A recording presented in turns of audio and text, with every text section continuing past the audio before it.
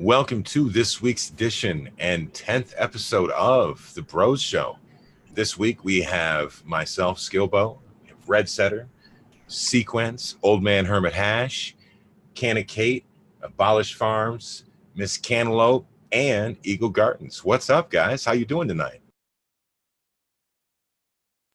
What's up, everyone?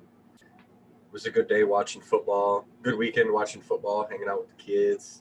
I'm excited to chat with you guys now. How's everyone doing? Doing pretty good. Went out today, kicked some ass at the arcade, got me a new Rick stuffed animal to add to the wall. Ready to nerd out with you guys. I chopped my first outdoor this weekend. It was an earlier finisher, but it wasn't quite ready. But it started to get a little powdery mildew. I was like, I'd rather have clean buds, I suppose, than more. A little maybe headier buzz on that one. We'll see. The rest I'm leaving. So we'll see what happens. Awesome. I think I saw pictures of that. It looked pretty good. It looks good. What's done is good. I would have liked to have had it out there another week, but it was going to be just straight rain all the way to Friday. And with the PM already on it, systemically, it's already in through the whole plant. So I just wanted to get it chopped and curing, I harvested one of my outdoors because it was ready. But those two strains started flowering way earlier than a lot of other plants did outdoors. I don't know if it's because they were in a shadow or what, but they started a couple of weeks before a lot of the other plants, so they were ready earlier.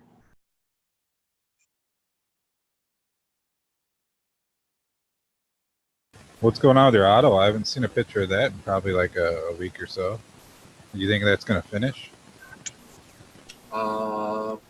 Yeah, I hope it likes rain because it's gotten a lot of rain the last couple of days.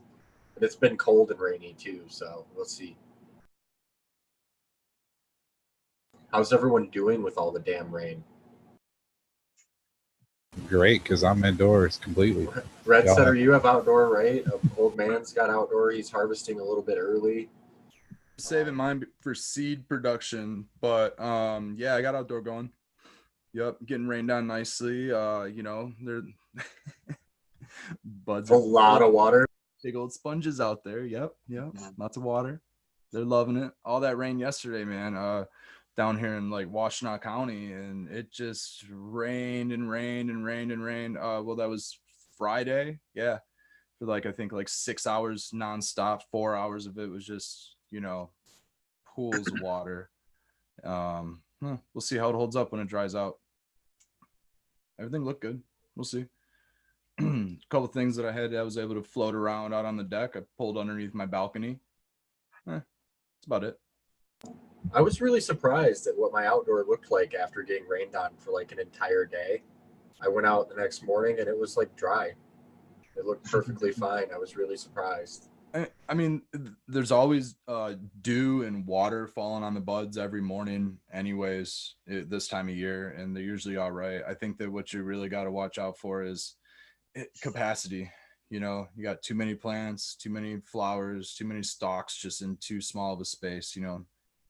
Those might be your issues. Maybe you got a lot of other things going on in your garden that's preventing airflow. Airflow's key. Every day you got to look through your garden and pull out all those dead leaves. Those dead brown leaves, so that they're not inside of your buds rotting away in there and causing mold and issues like that. Yeah, I mean, this is the time of year when especially when the buds start getting ripe and they start getting wet, that you really start seeing die off in certain little areas. So if you start seeing that little bit of die off, it's usually at the top. You might want to either chop that bud in half or get it off of there, because there's a good chance that entire bud's just going to be totally brown within sometimes 24 hours. Yeah, it can happen really, really fast. I mean, I'm continuing to battle these goofy tent worms that somehow end up burrowing right on in there. And so I got to pull those things out, and I've got a little bit of bud rot here and there, but nothing too big. I've been surprised at how successful they've been. And really, I have been just keeping them hollowed out, making sure I'm pulling out those big fan leaves and making sure the wind's getting through them, and they're doing fine. It's cool. It's my first outdoor in 20 plus years. So, all right. Yeah, this outdoor season is making me want to look forward to next outdoor season where I'm going to grow autoflowers, and I'll have those bitches harvested in August. This is the first year that I've grown outdoor, and it's definitely been a learning experience for me. And Michigan definitely represented what everyone said it would. It rain all through the end of September and early October, and basically shit on all your plants, and only the strong survive, and we'll see what happens. That kind of thing. So, like you said, I'm excited to run autos next year and really fast finishing photo period plants. I'm going to look for some of the ones that advertise in the 50-day range, 53 days, stuff like that, and see what it looks like outdoors up here.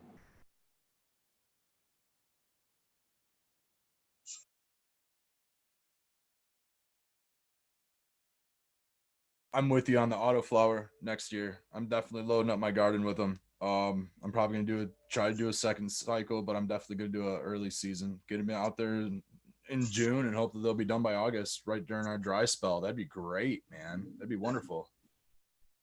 Yeah, that's what I'm saying. It's either usually dry or at least windy. It's usually not too wet in August.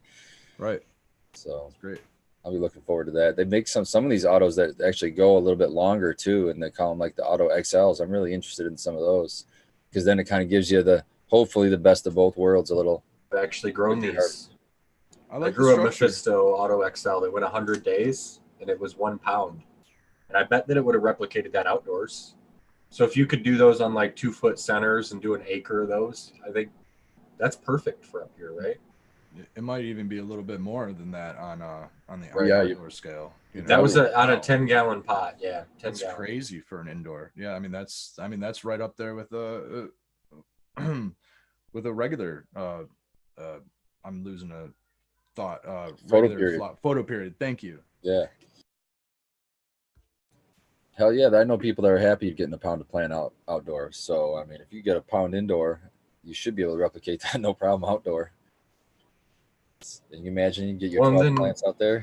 Yeah, but then you get that issue, right? Your autoflower, you can't replicate it easily. Every seed is quite variably different, depending on strain, of course, but you could pop 10 of those and you might only get 2 1-pound plants, and who knows? You can't clone it and keep on running it, I'd be happy 2 pounds. I'll take 2 pounds. Right. Come over, let's party, bro. I like the style that most people don't top them either. I think that's kind of cool. They just get that giant, you get that giant meristem main cola. It's pretty sweet. You get that little like Christmas tree looking bush. It almost looks like the types of weed plants you see in video games. It's kind of cool. Yeah. You know what I mean?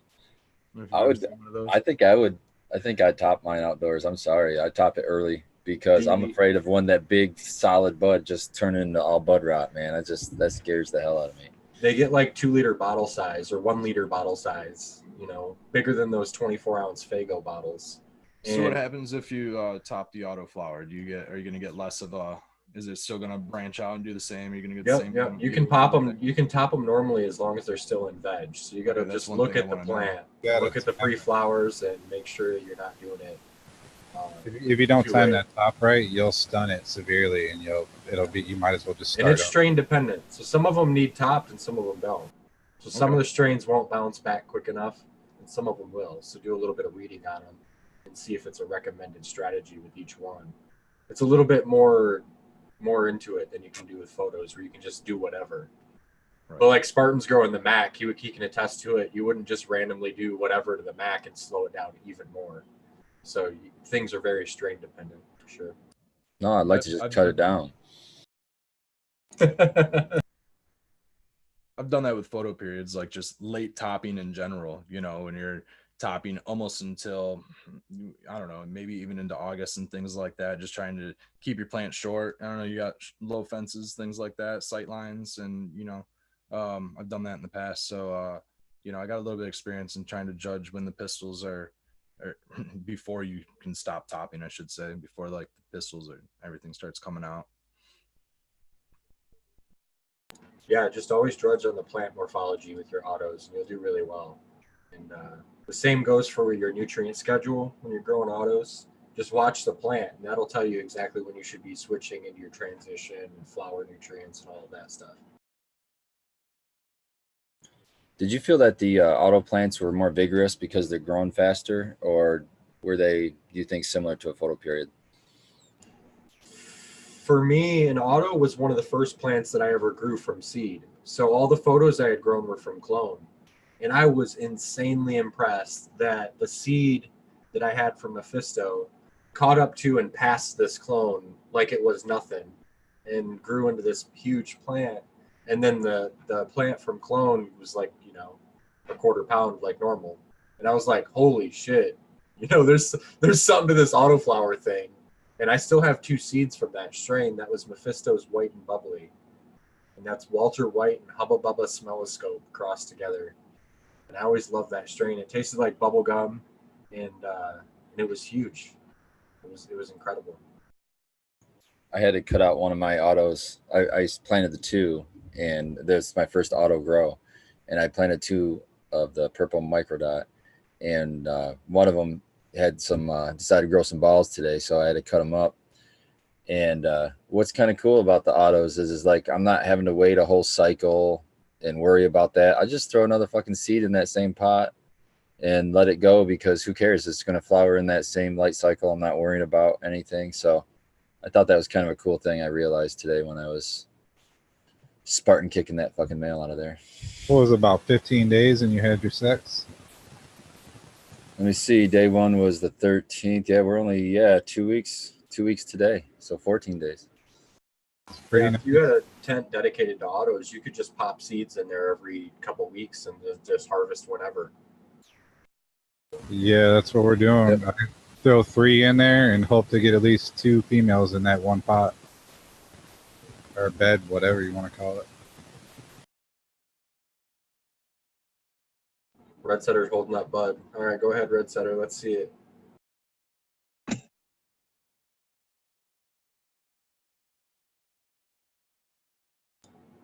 Birdie, did you grow that one? It's some sour diesel. It's let's see, it's just some farmer stash, basically. Just my own homegrown home stash, I should say. Let's see, bottoms.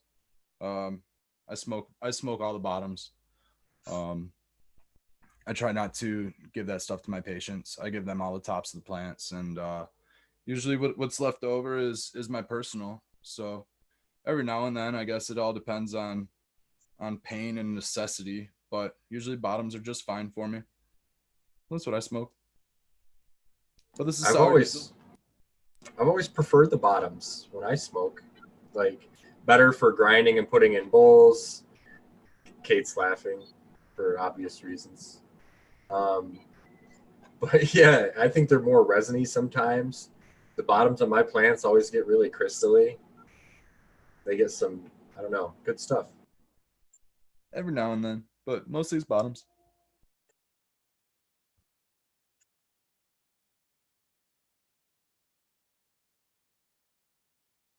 What's everyone smoking? I rolled a king size of my Citral Blue, number 2. This was the one that Abolish liked the most when he did the taste test of all the Citral Blues. Blueberry Muffins by Humboldt.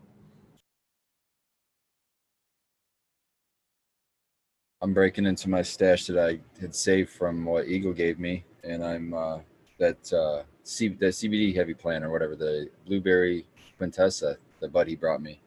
I'm actually just grinding it up right now, throwing here because I got too high in the last show, so maybe this will level me out a little bit. It was super stressed. I don't know. It's been a busy day, busy life, I suppose. So I rolled up some of the last of my Garlicane #1 Pheno and threw a bunch of hash in it and decided to smoke about half of that before the show started. You know, it's good. A little confused, but it's gonna be In fine. kind of a haze, yeah. Which pheno did I get from you? Because it took really well. I put it in a That's cup the of number cocoa. one. Okay, so I'm gonna That's the mark one it. of the, yeah, it's beautiful. It's fucking beautiful. It's funny because it's still dark green. I got this cutting from Old Man's plant. It was just 2 leaves, and it's still just as green as the day I cut it. So that plant is hella healthy. So credit to you.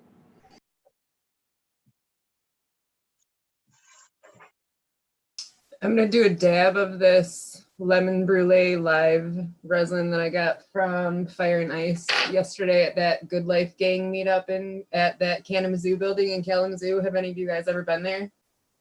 I haven't actually. Kalamazoo's more my direction, so I should be looking into stuff that way. I have Fire and Ice extract right here. I have peanut butter breath. Yeah, I didn't get a chance to like be in the building for super long. We kind of just had like a back, it was like a barn where they had everybody like hanging out. It was pretty neat, but the building looked super nice. It was like all done up and like, I don't know, fancy. It was like more like a boutique than like a fucking like head shop. So like I kind of prefer those types of experiences, I guess. Definitely, me too. And any place where you can get really high quality concentrate, I'm down for hanging out at that place. Like Canna Kittens in the chat, I know that they have some amazing concentrate. Their place. Oh, for sure, dude. That's definitely made our list. She posts a picture or a video every day of them stirring the rosin. I think it's just to taunt me. I always think that I'm like, she's teasing us. It's crazy good.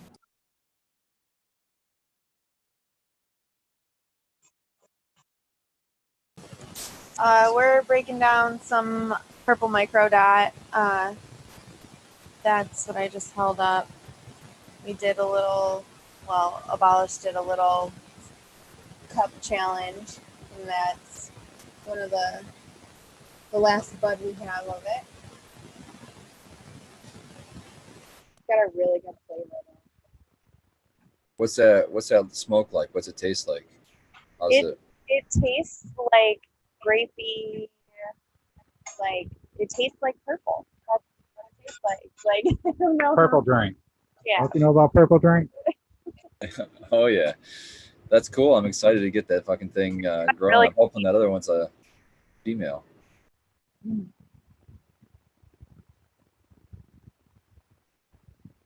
Definitely, Yobo. yeah. We got some more going as well. I really like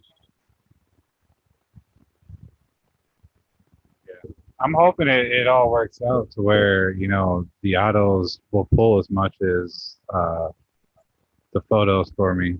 And we'll know because I got the numbers for, we'll see here. But I think you'll find that they do. I think they hold up grams per watt. They do even better than photo periods a lot of times. And a lot of it has to do with you're always growing from seeds. You always have that vigor and you always have a tap root and all of that stuff. And that's something that you don't get when you run clones. And then, you know, when you're running something like your OG, I know that your OG still yields pretty well, but when you're running something that's been a cut for 10 years, you know, you've got a pretty good advantage to running the seed there in vigor for sure. yeah, you really can't beat that first run seed vigor. It's I always get my most yield the first run of spring. Always. Kind And of why just I'm think going of the for seed IPM. this year. Sorry, I just said think of the IPM advantage growing from seed every time. You can't transfer pests back and forth because it's a new plant every time. I was gonna say, I feel like it's more fun too. Like every day you look at them, like they're noticeably different, and it keeps. I don't know. It helps, you know, as a newer grower, like it helps me stay engaged with them and sort of excited to take a look and see what's changed. I was gonna say that I totally agree. That's kind of why I'm growing for seed this year, so I can just have a huge stock of seed and try to grow, you know, maybe my plant count worth with taproot. You know, that'd be great. Just get that great vigor. You know, it's also especially for outdoor. You know, it's pretty much the main purpose, but it's all gonna be we'll see because the male that's being used out here is a less than it's supposed to be less than 0.3% THC. So we'll see what kind of results I get in the offspring. So What are you thinking, Red? Are you going to try to run FEMs, or are you going to run regs? Are you going to try to sex regs and then run 72 outdoor, that kind of thing? yeah, well, I have some FEMs that were already from an accident crop.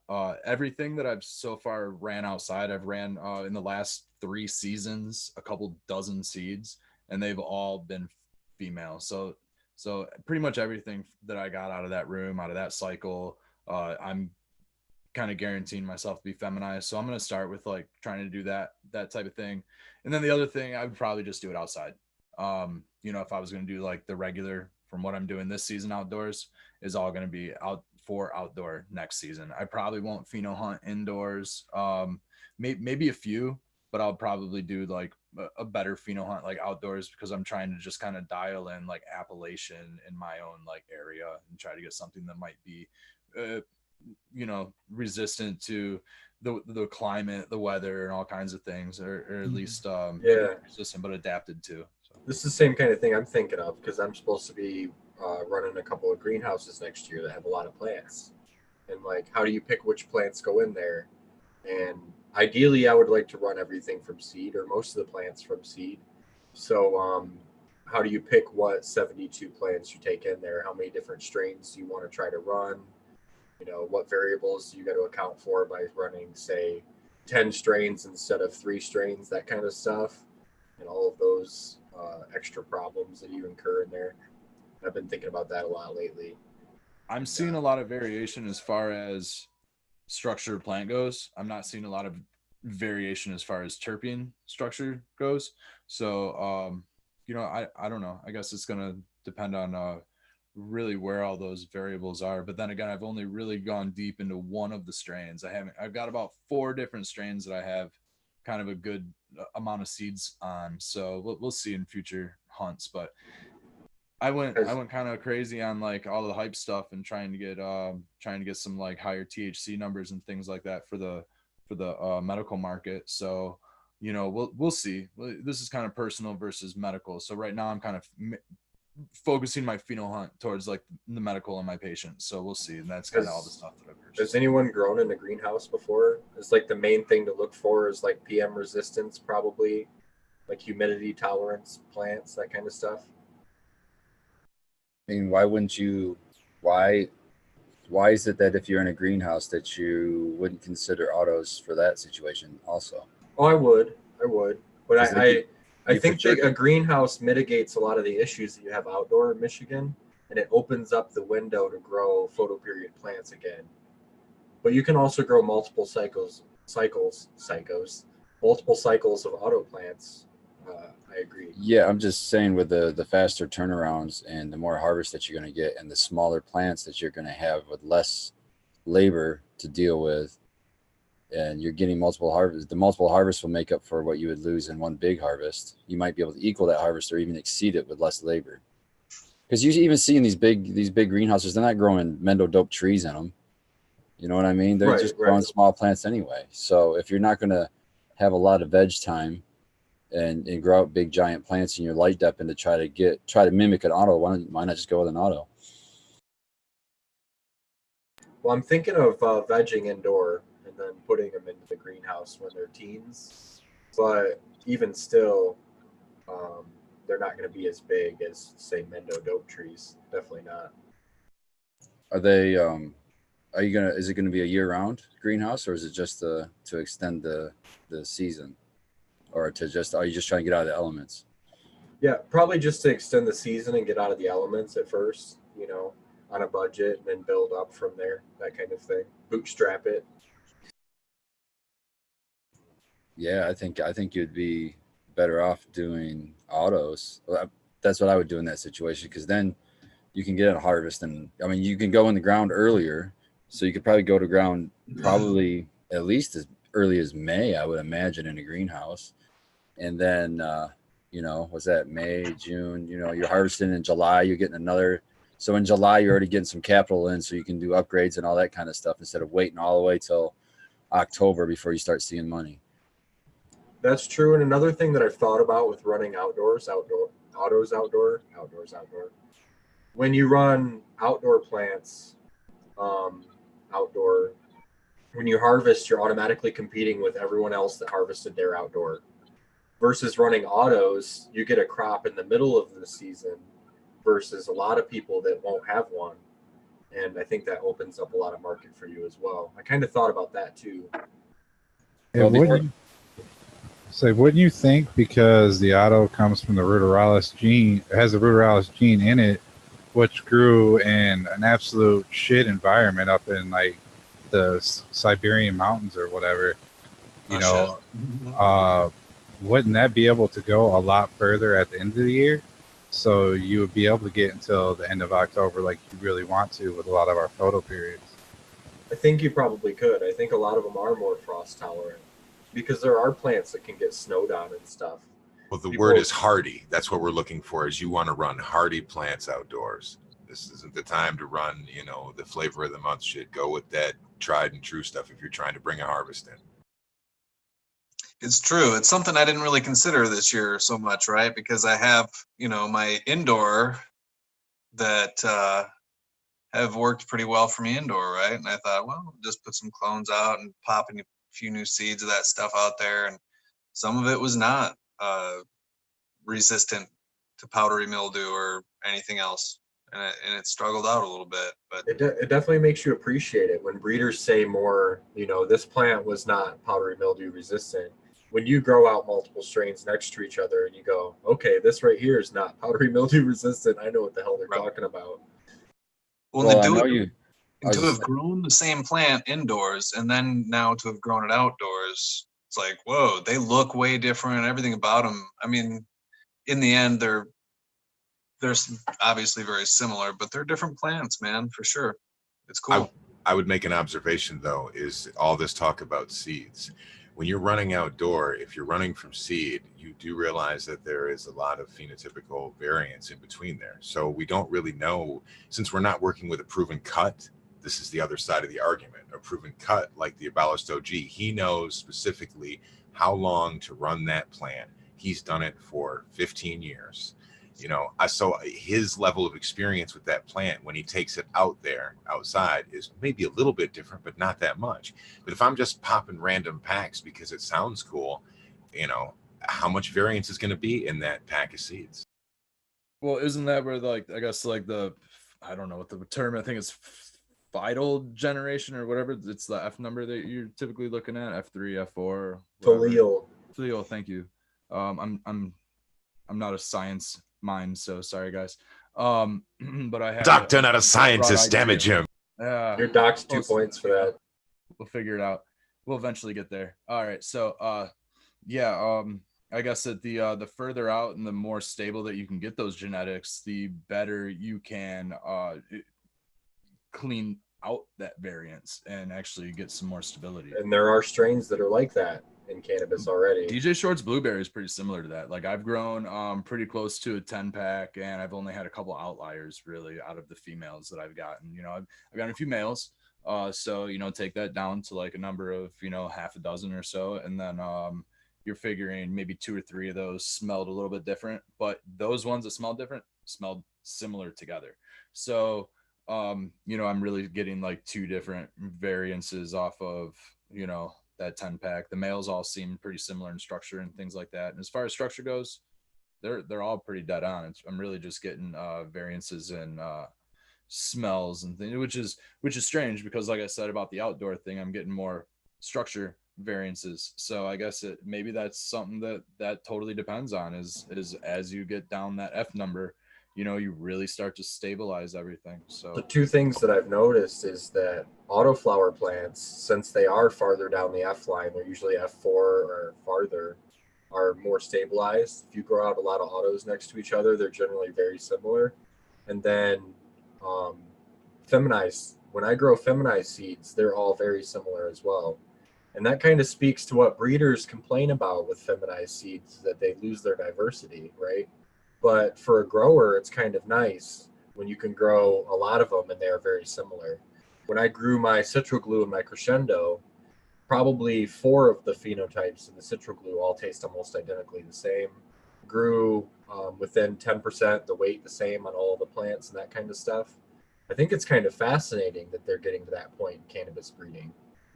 You know, and that was an F1 seed generation. So that goes that they tracked the lineage well and did a quality cross to get results that were that good.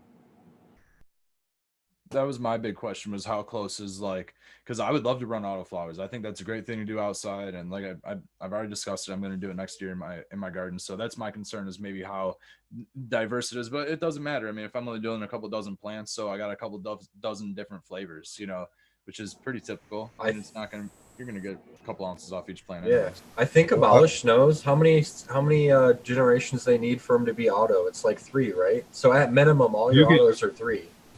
Like if you're crossing auto to auto, you'll get some on the first go. But if you're doing photo to auto, it's going to take quite a few. But there is a chance you could get one in the very first go. It just wouldn't be very many of them.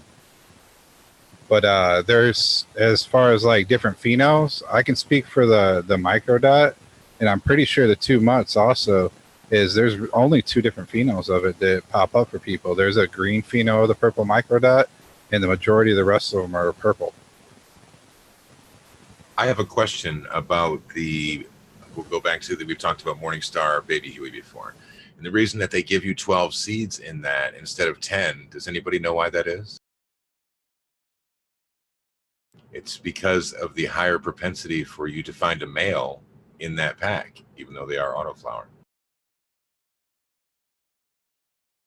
And I just want to remind you, Sequence, if you're really considering growing outside or even in greenhouse, I'd go through those 2020 genetics, man, because 2020 Mendocino, shout out to them, because from what I'm seeing now of this good grow of their genetics for this pheno hunt challenge, wow.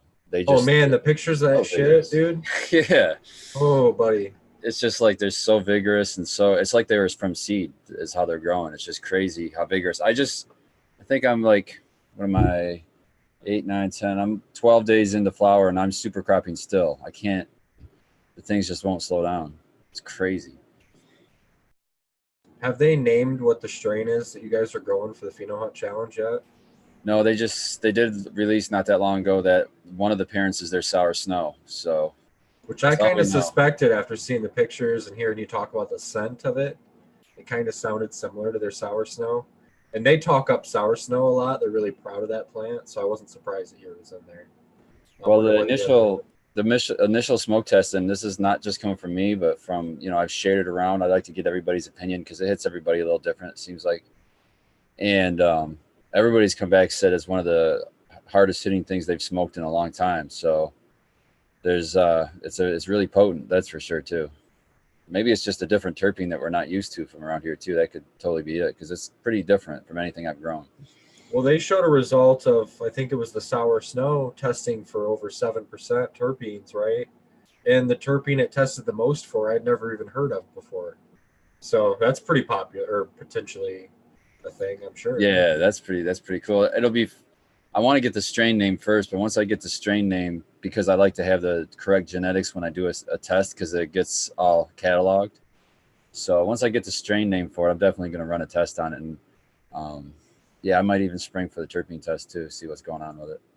But I've got it narrowed to 3 phenos now. So I think it's worth it. Yeah, with the cost of the terpene test, I think it's worth doing it almost every time.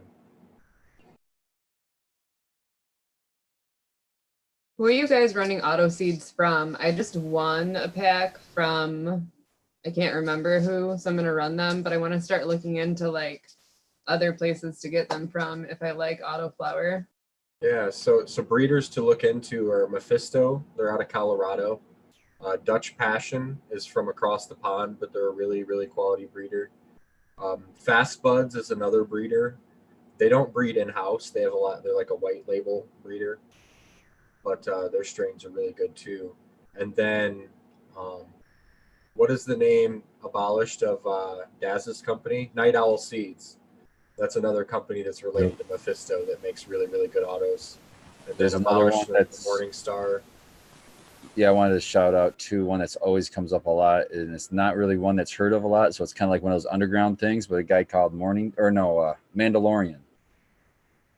And I guess he had, I don't know what the big deal was, because I'm so high right now I can't remember anything, but there's something something to back do. live streams will do that for you, brother. Yeah, but I think he knows the guy from Mephisto too, and maybe that's how I've heard of this Mandalorian. But this Mandalorian, I guess, is really good with autoflowers. But I'm running the Morning Star, I think is what it was, that has the purple micro dot. Yeah, when it comes to autos, it seems like everyone's trying to play catch up to Mephisto. That's what it looks like. When the auto guys talk, they all talk about those guys. So that's what the seeds I bought, and I've had really, really good experience with it. I'm honestly, if I like these autos, and I'll run the rest of them out, but when I run all of them out, I'm just gonna. There's a place right here where I live in Jackson, a seed seller, and they picked up 2020 Mendocino's some of their lines, and 2020 is coming out with some autos, so that's probably they were saying that in like 2020. I think they were saying in 2020 they might have some auto lines.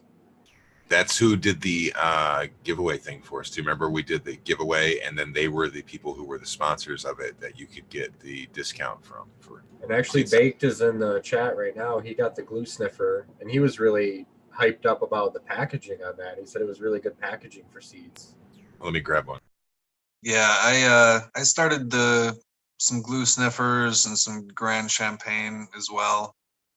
Pretty pumped about that one. I think that has Sour Snow is part of that one. So, Man, I got a really unique like variegation. I think it's called Fino of the Grand Champagne from them. The fan leaves are like shooting out multiple fan leaves out of like where the fan leaf starts. It's crazy.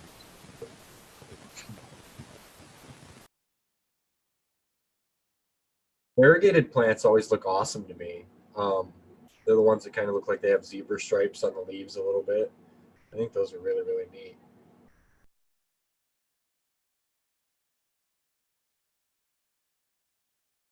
Yeah, I was actually really surprised. I can't tell if it's the autoflower genetics or it's the cocoa and the sub-irrigated cocoa that I'm running.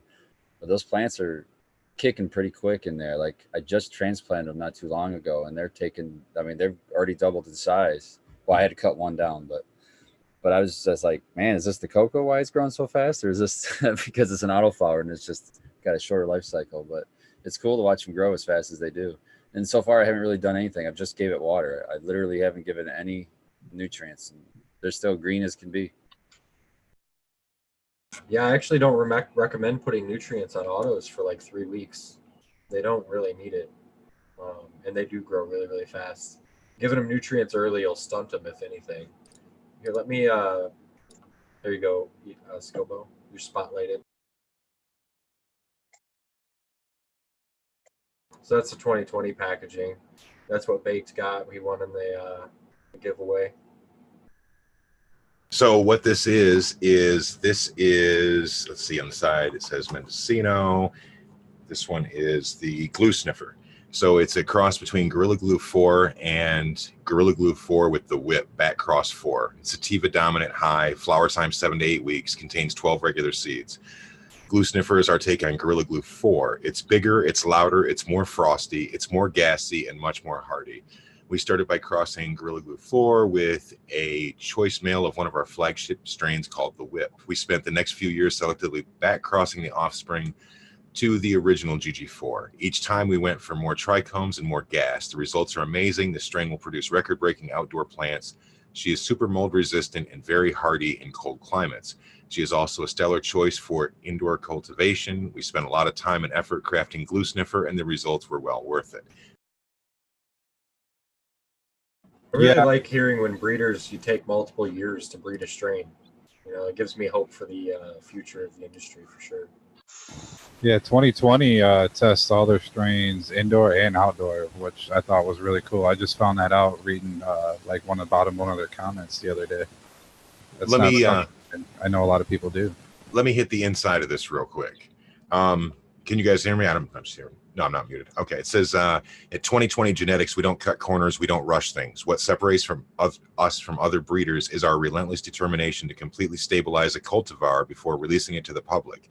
This process can take 4 or 5 generations and span the course of 2 years or more. We take a scientific approach to selective breeding. Our strains were rigorously tested to ensure vigor, disease resistance, potency, and exceptional terpene profile. So I think that's interesting. It comes in a nice fold-out box here. They're really nice guys, and Carlos was really fun to have a sesh with. I think you guys would agree.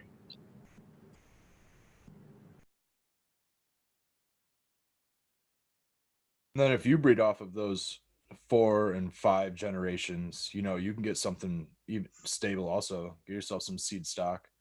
And then usually you don't have to go much further, because if you do end up going further, F7, I think F8, you start getting unstable again. So you don't really want to go much further and keep trying to recreate the wheel. So you don't really need to by that point. You know, we would be remiss though if we didn't mention, we keep using the word stable. And it's very important to say that when a breeder works to stabilizing a strain, they may be stabilizing it for the color purple. They may be stabilizing it for a certain terpene. They may be stabilizing it for something other than hardiness. So we have to be careful. It's like, oh, that's a really stable strain. Does that mean it's not going to harm me? I mean, you know what I mean? The terminology that we use can be ambiguous in this at times. And I always have to try to remember that, you know, we have people of all different levels that are watching this. So just figured I'd put that shit out there. Yeah, I was wondering why they didn't go past like F7, F8, you know. So that was interesting to learn, Red Setter. All right, who wants to do a dab with me? I know Can of Kitten's in the chat. We got Abolish. I'm down. Skilbo's gonna dab. Yep. I'm doing I'll toss some hashionable. Yeah. I got Moby Dick by Dab Smith. Shout out Dab Smith. See you out there, brother. While we're dabbing, somebody has to talk. So someone take over. Who's not in? This is a good game of not it, right?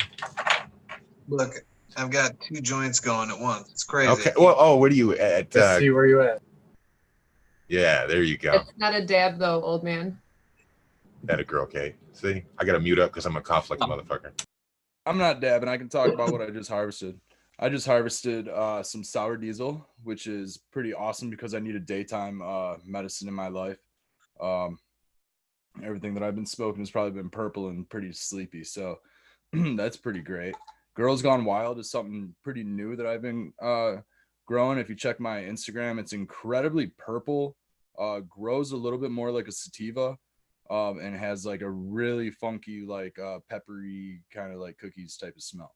So that one's really nice, and it's just a massive plant. It doesn't stop growing and stretching. You have to super crop it. You have to trellis it. I've tried growing it and staking it. Not an option. You got to like really spread it out and throw like, 3, maybe 4 layers of trellis on it. Try not to. But yeah, that Girls Gone Wild is real crazy. I want to say that was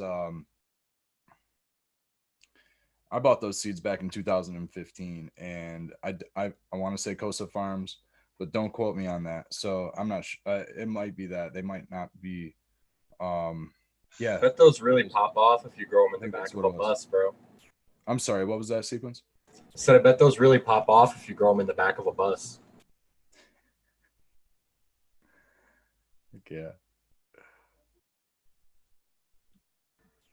Yeah, that's a huge plant though. It's great. So yeah, Girls Gone Wild. Oh, I get the reference now. Man, it took me a second. I'm sorry.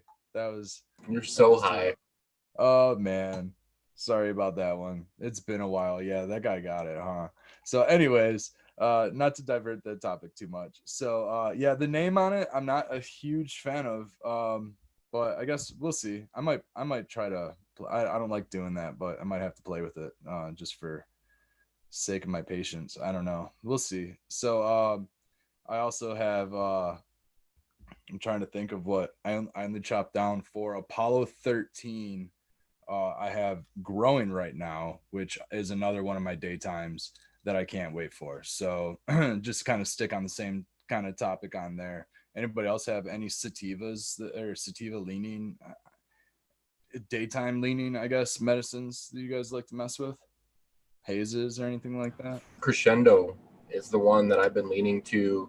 And actually people that have smoked with me, they go, wow, I smoked with you and I didn't want to fall asleep. I went home and cleaned my house.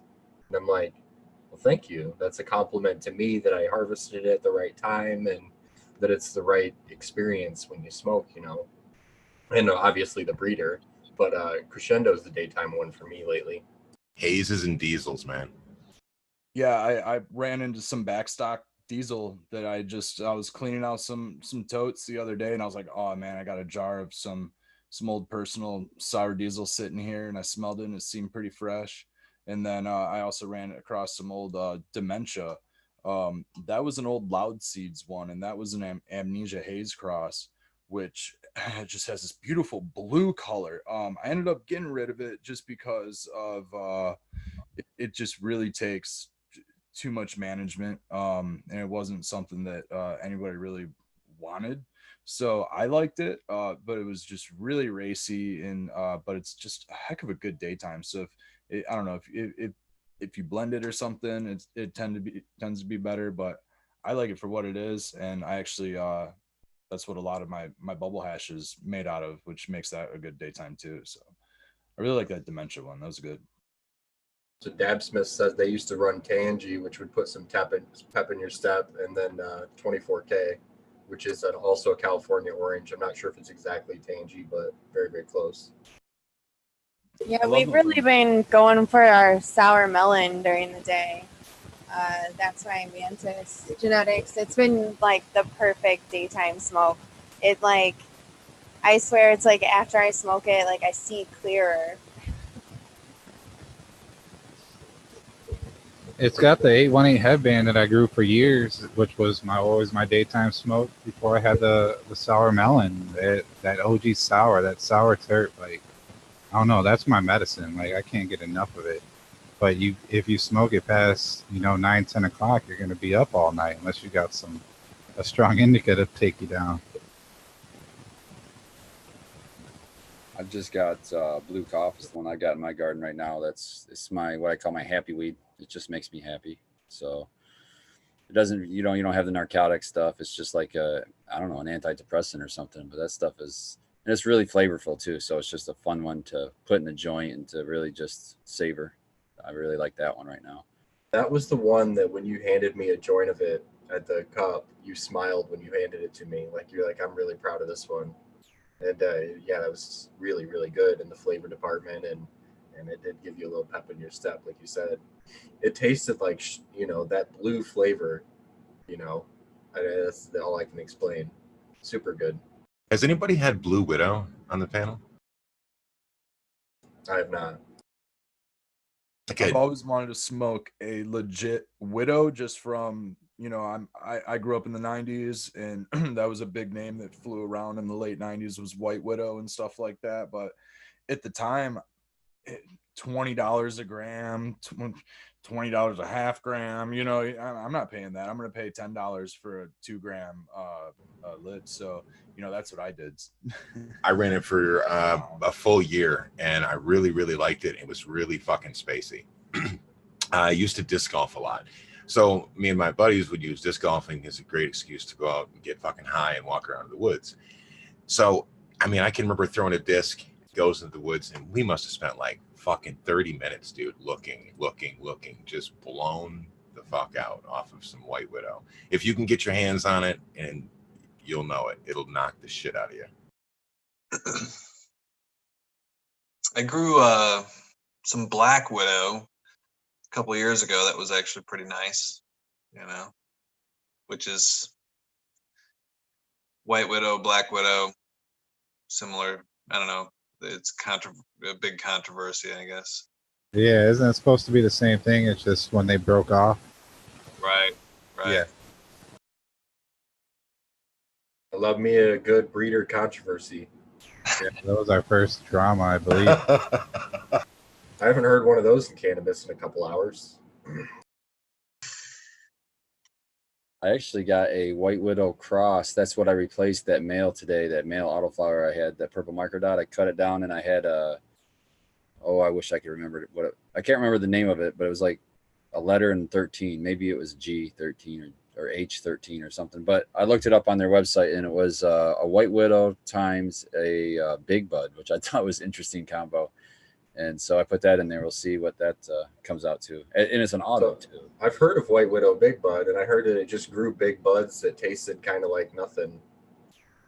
I have a pack pretty right famous here in the 90s, right? I've got some White Siberian, which is a cross between White Widow and AK-47 from Dynafem seeds. And I'm sitting here looking at them like, man, I might need to revisit that, man. White Widow is actually my first experience with like a high-end bag. Like that was the first like, you know, $100 quarter that the dealer had when I was younger, you know.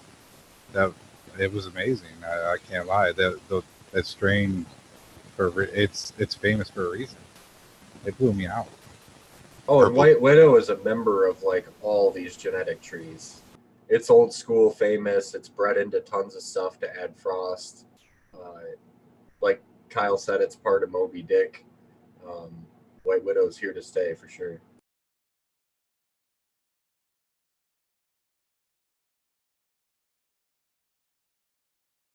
Who out there is stoned right now?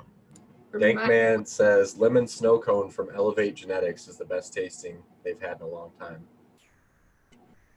You like that lemon? I had a Vortex subcool seeds. The Vortex is super lemony. It's almost like lemon cleaner, and wow, that was really almost psychedelic. It's one of those ones where there's no ceiling. You could just keep getting higher and higher the more you smoke it. So you had to be careful with that one. But it was, it was even better outdoor. If you could grow that one outdoor, man, it was awesome. That was some of the best bud I had was that outdoor Vortex. I'm so happy because I'm sitting here smoking on, like I said, the Moby from Dabsmiths, and it's from Kyle, and I have the clone in flower right now and saved in veg. So I'm like super stoked because I see what can be achieved with it. And I know I'm not going to hit the bullseye right out of the gates, but it's like exciting as that run up to closing down the grow ends, man. So super fucking cool. Definitely look at some of these older strains. Don't get caught up in the hype. They've been around for years for a reason, usually. I got another DJ short that's pretty sativa leaning. It's F13, which is really nice. I got two phenos that I'm still trying to debate on which one I want to keep. But when I took them through round one, they were both great for daytime. Both did the trick, energetic, able to focus, multitask, the whole nine. So it's going to be a real difficult run. One of them has my attention a little bit more than the other one, but like Spartan said, these ones kind of have like a really nice, like throwback, like psychedelic effect, which is kind of what I'm trying to find something that's almost a little like something that might have smoked back in like the late 90s, early 2000s. That stuff. Have you grown Jack Harrer? No, I haven't. I have not. I've smoked a shit ton of it, but yeah, it's definitely a good one. The lemon. Supposedly, it has a unique terpene in it. It gives you a special psychoactive effect that you don't find in most other cannabis. So I'd recommend trying that. I find that's where a lot of like the focus, like if you're trying to, multitask and have like a good focus medicine, if you're someone who's diverted in attention easily, I find that those ones that are slightly more elevated in that psychoactivity or stimulating effect, it's a lot easier to manipulate those multitasking things, That strain's also supposed to be really good for depression. Makes a lot of sense, entheogens typically are.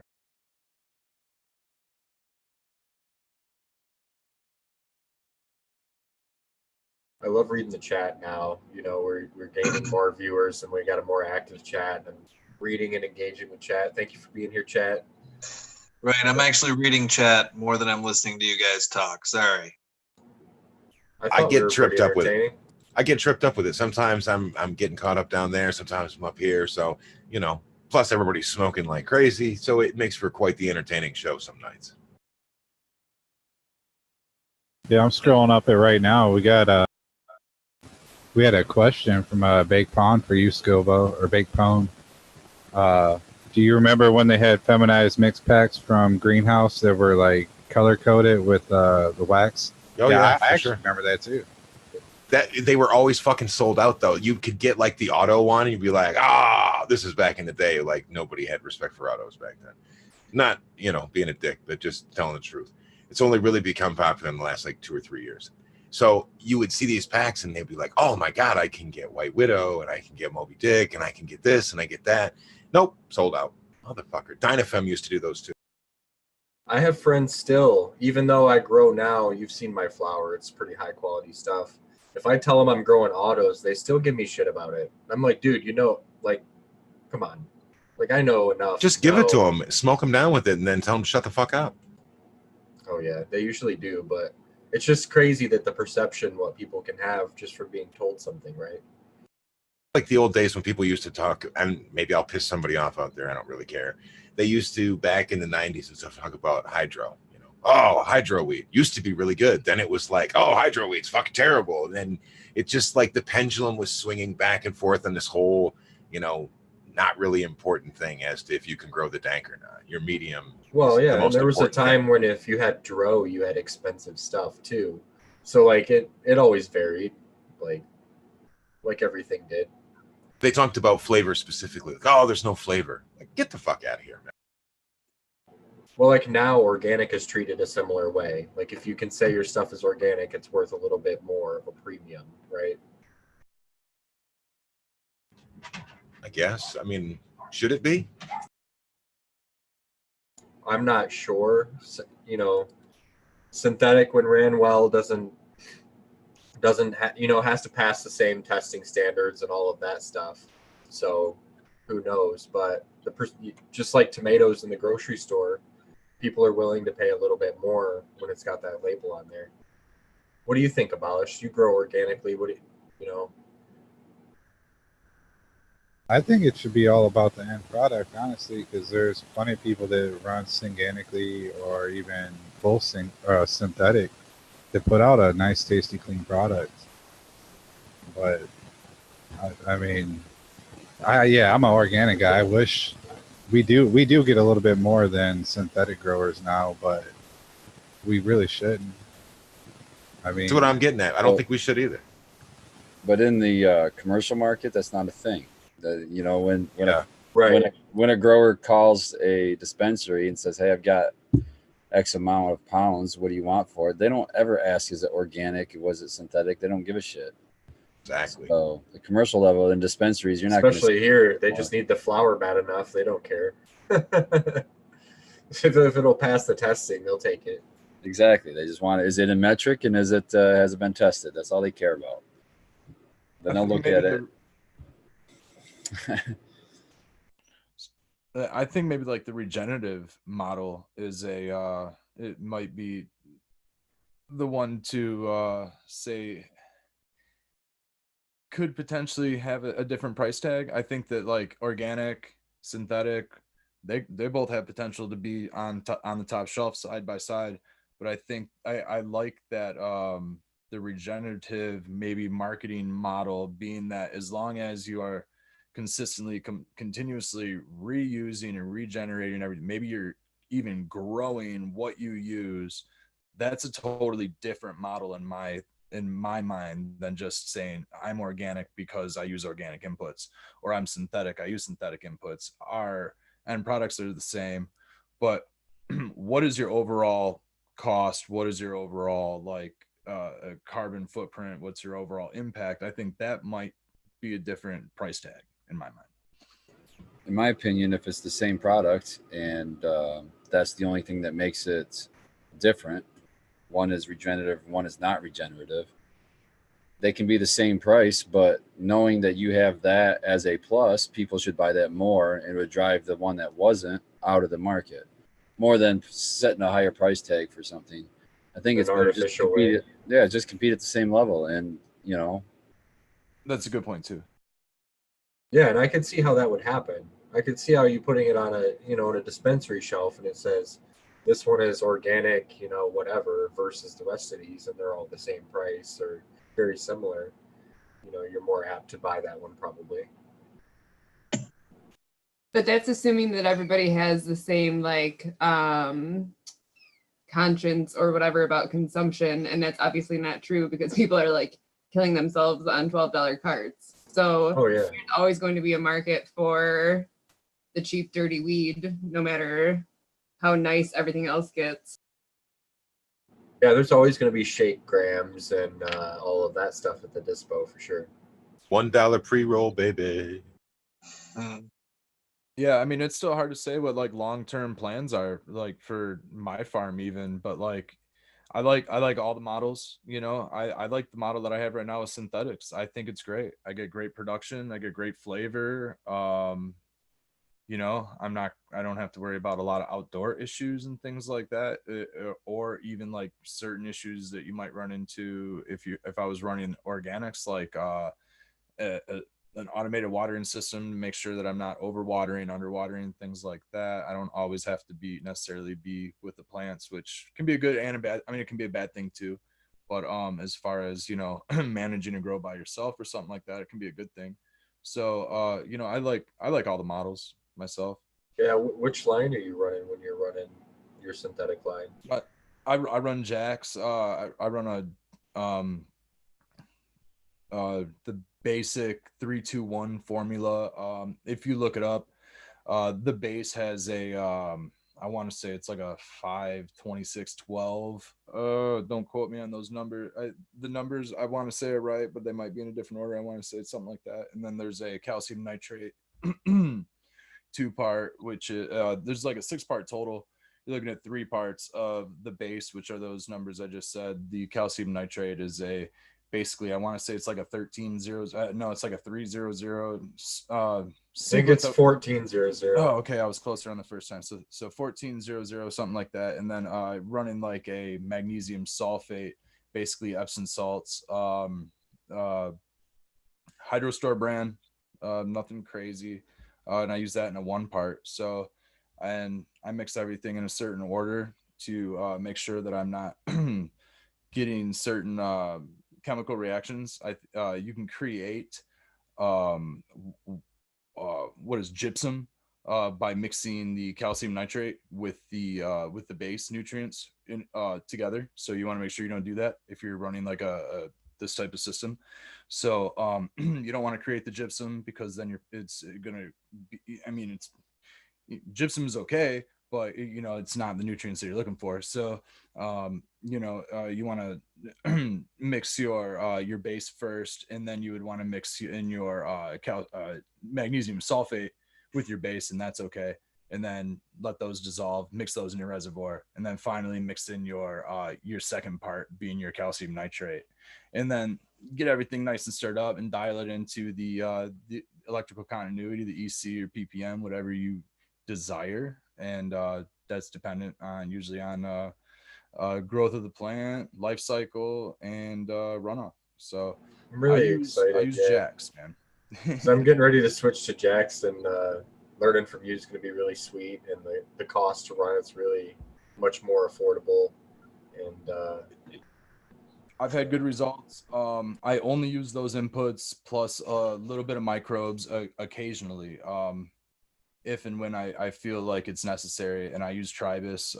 No particular reason, other than from what I've heard is that the microbes in Tribus are better suited for a synthetic line. So, you know, I haven't actually done a side-by-side with like Mammoth P, Recharge, or any of these other kind of ones, but that's all I use. So, you know, I run a real low electrical continuity when I do, you know, so I make sure that I'm not overfeeding. I'm not a salty feeder or anything like that. You know, I don't have white stains, calcium deposits, and all that other stuff all over my trays and pots and everything. So, you know, I find that I have really good flavor by the time I get an end product, and that's why I'm you know, I'm in for synthetics. So I just love how easy it is. You know, when not to bash on organic growers at all, but it seems like they're always talking about they're fighting some sort of a deficiency, or they need to reamend with this or that all the time. Versus us, we can just easily see a leaf problem, change a thing by 1% or 2, and really make it easy on ourselves. Naturally, I see the appeal of organics, and I'm going to do it outdoors because at scale, I think it's much easier. But I think indoor synthetic definitely wins for me. Yeah, and that's the only reason is just because I'm indoor. Like I said, outdoor, I don't do any synthetics aside from playing around in some pots on my deck. But it if I don't feel comfortable bringing that type of I don't feel comfortable changing my techniques that drastically right now, or else I would. The first time that I ever grew a plant indoors, it was out of some garden oil, but I also was using some off-brand synthetic from Home Depot. I knew not to use what you know what Miracle Grow or whatever. I knew not to use something like that, but I used probably something that was just as similar to Miracle Grow as what it could be. So I don't know. That was like the first plant that I ever grew, and it definitely wasn't organic or anything, but it was all whatever was outdoor, indoor. I brought all the pests and crap with it, of course. So that's always been my fears. And then also just starting that whole sterile and clean environment and trying to avoid the pests and pest management and all of that. And I find that a lot of the soils and things coming from different areas are going to possibly be infested with pests. I mean, I can get the same issues with cocoa. So, I mean, there's no better, you know, for that. So I just Except for prefer fungus for indoor. gnats. I've never gotten fungus gnats in cocoa.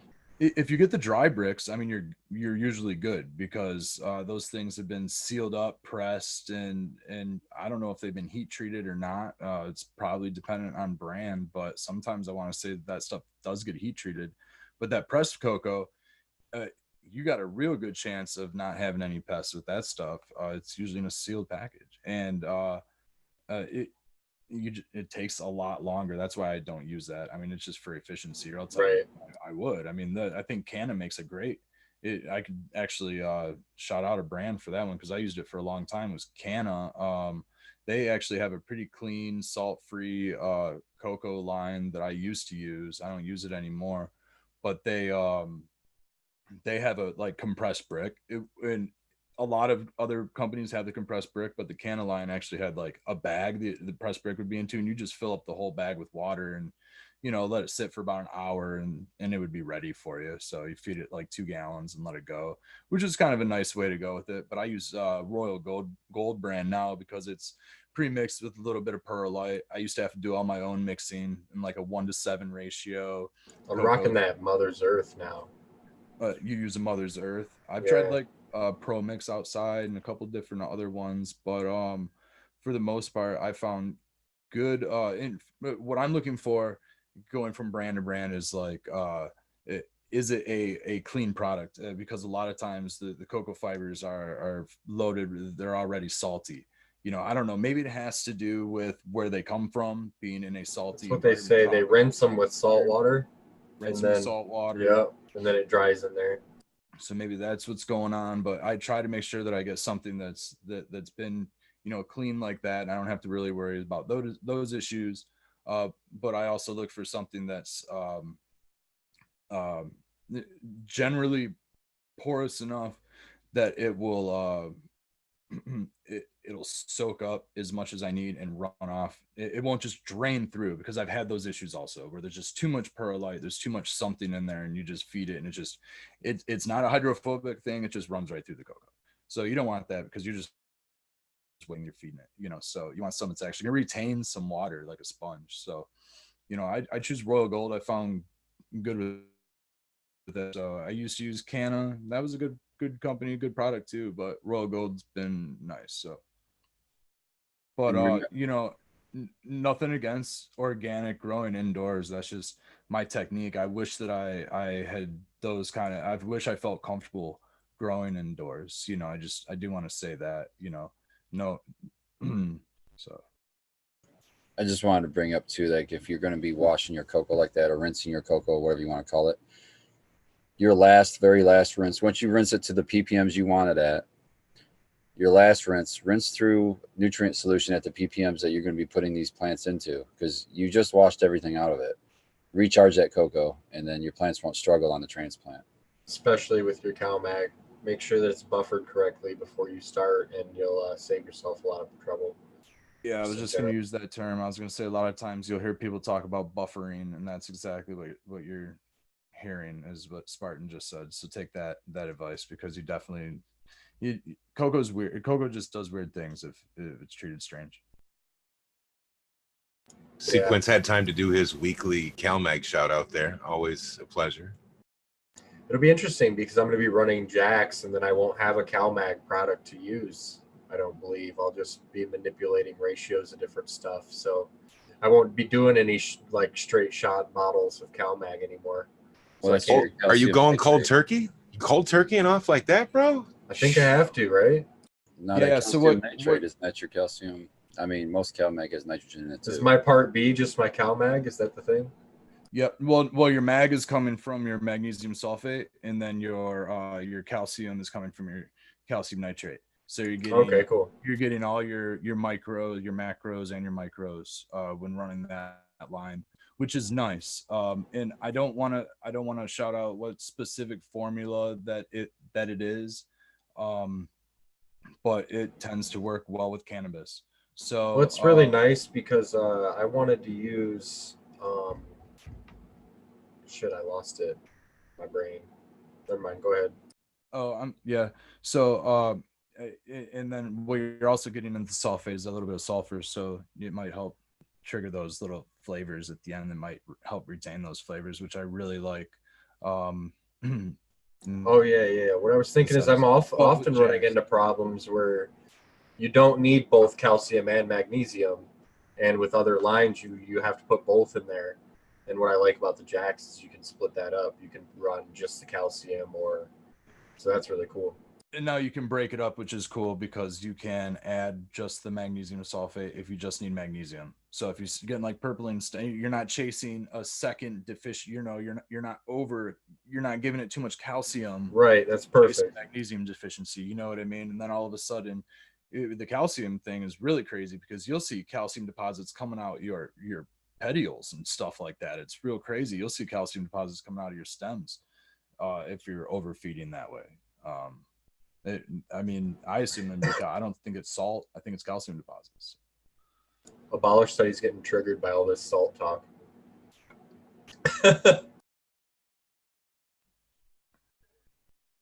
It's all right, man. I don't blame you. I've been going for a minute. You can talk about. Don't even sweat it, bro. We definitely go back and forth on this every week, and we really could use a little bit more salt talk. Exactly. Sure. I'm just getting a laugh. This stuff needs to get out here. I don't have a problem with that. It has its place in the industry, but yeah, it's nice having Red on the panel because I have somebody I can bounce these ideas off of, especially running the same nutrient line as me. So at the risk of being a little bit of an echo chamber running the same line with each other, but I can learn from him, so there's value there. And he's smart. I think it's totally a legit way to grow, and how I do it every day at work. But I still don't understand why you think it's easier. I think the organic way is far easier than growing. Yeah, but it's easier to just put water on there, but it's harder in the aspect of like if you have a leaf problem, correcting that problem. I can do that in like 5 seconds versus taking a week or so in an organic setting. It's only because you haven't done it. I mean, it comes with experience like everything else. You could be the same way. And it's not like we run into, at least I don't run into this. The system I've got, I don't really run into a whole lot of deficiencies unless I just start throwing new genetics that I don't know in. And then that's a struggle. I'll have to learn that genetics. But other than that, once you learn each one, it's just a matter of time on task. It's not impossible, I guess is what I'm trying to say. And it's not as hard as what it seems like from the outside looking in. You just got to do it. And the more you do it, the more you learn. Yeah. And the biggest thing is like, unless you see a deficiency in whatever mid flower or early flower, it's not necessarily that it's deficient. It might just be that the plant and the microbiology haven't negotiated and found that yet for the plant. Because you'll see in my early clones, whenever they get stressed out or they get yellowed out because they were in the cup for too long, when they're in the pot, they take a while to get the mag and everything that they need. Like they'll be yellowed out. There'll be some burnt looking tip there, but within like a week or two, the top growth will be green. I just don't worry about it. And I would follow up to say that I'm on the third run in that raised garden bed, and my plants aren't bottoming out at all. Like the first run that I did, it was kind of like, Jesus, I really got to fuck with this. But after adding enough earthworm castings through there and all the malted barley and all the other good shit, and then I dropped, like I said, my larvae buds and my leaves, let them break down for the worms in there, and the plants just look amazing. So there's something to say if you're using a larger pot or a larger bed, and Abolish does, Spartan does, Old Man, I think you do as well when you do. So as you let that soil sweeten, it's just only going to get better.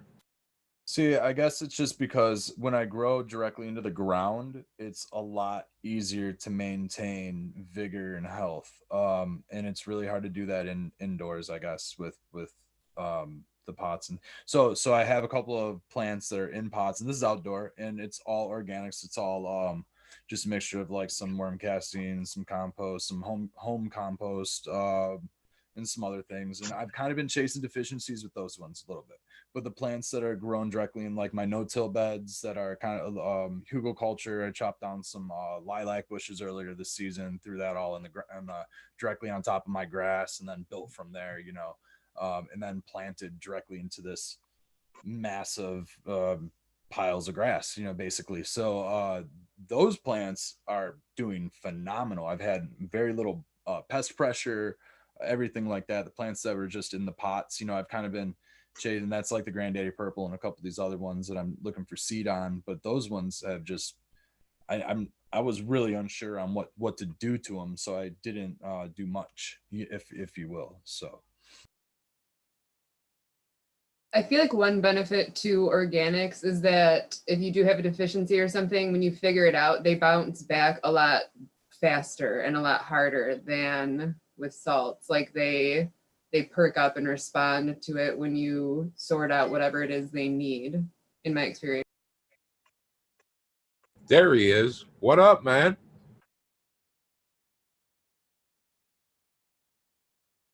Welcome, Eagle, to the party. Can you hear me? Yes, sir. God, what a crappy technical night. I'm here. I thought you were fighting something over there. How's everybody doing tonight? Doing really well. Did you turn it off and then back on again? Yeah, I did. It was at first it was a new headset that kept crackling, and then I switched, and then my internet took a shit on me for a half hour. So I've been resetting routers and watching shit buffer for a few minutes. So how are you feeling? You really chill and elevated, or are you a little heated at the moment? You need dab time? A little of both. I'm starting to calm down now. I get to see your guys' shiny faces, but I'm ready to medicate. Yeah, I can smile now that I can see your shiny head. So I'm rolling a joint now, and then we can smoke together. That's sweet. Hey, man, I'm with you. I'm all shaved up and shiny too, bro. So there you go. You ain't alone in that. Smoking some beard on fire with some that 90 micron bubble. That was exciting about the video you did earlier this week on that, man.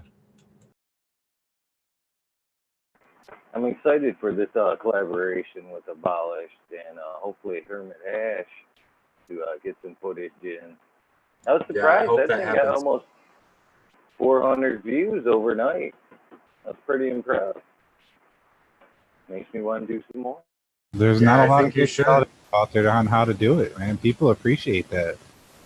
A lot of that got taken down in the big YouTube whatever revolution that they did on us, or clean out. You guys need to talk and get Red Setter involved in that too. He makes a lot of hash too. And I bet he could contribute.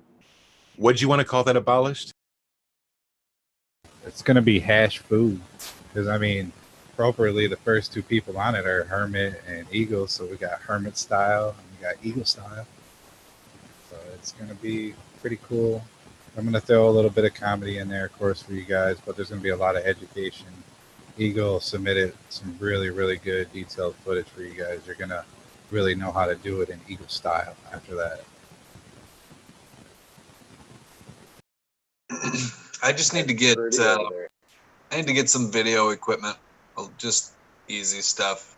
But I'll be putting something together probably in the next week or so, hopefully. Looking good over there, Eagle.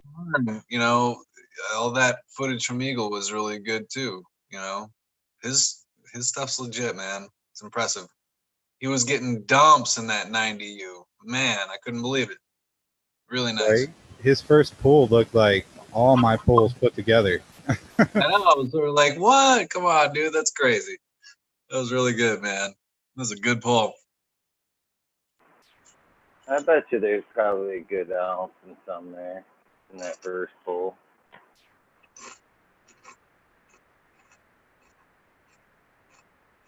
Not bad. I love making bubble. I learned my lesson that night. I made 2 batches, and I should have just stuck with the one. By the time it was about 4 o'clock in the morning, and I was like, shit, I should have never started this next one. I heard you saying that, though, and that you never really end up using, like, the food grade. Keep that stuff, man. Turn it into RSO, if nothing else. I mean, just throw it into food, decarb it, and use it. It's good stuff. I should. I really should. We can incorporate that in the hash water Kool-Aid for you. I think I got a technique you can try with your food grade to boost up that hash water and just do it all right there and then. I wanted to do the Kool-Aid thing, but I rushed it. I went and bought that 20-gallon catch thing that night, and I didn't have a chance to really clean it out to where I would have, drank out of it. So I just fed that water to my plants like I normally would have.